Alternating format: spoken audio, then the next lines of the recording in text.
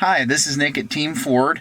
Today I'm going to be talking to you about how to connect your iPhone to any of our Ford vehicles with the sync system for Apple Carplay. So the first thing I'll tell you is you're going to need a high quality charging cable for your device. It can either have USB-C or USB-A, but I recommend the manufacturer's charging cable just because it is the highest quality and you'll have the most stable connection. So you're going to plug it in to the USB outlet below your radio. And then you're going to unlock your phone, connect your phone to the charging cable. You'll get the prompt on the screen for Apple CarPlay once connected. You're going to hit continue, agree to the terms and conditions. We're going to turn on 911 assist. That's if you're in an accident, it'll call 911 for you.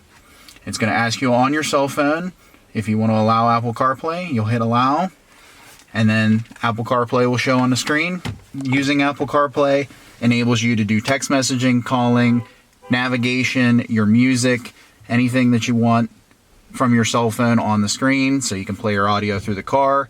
You have Siri for voice commands for texting and making phone calls, and you can use any of that directly on the screen like it's part of the vehicle, and you can still listen to your Ford radio in the background.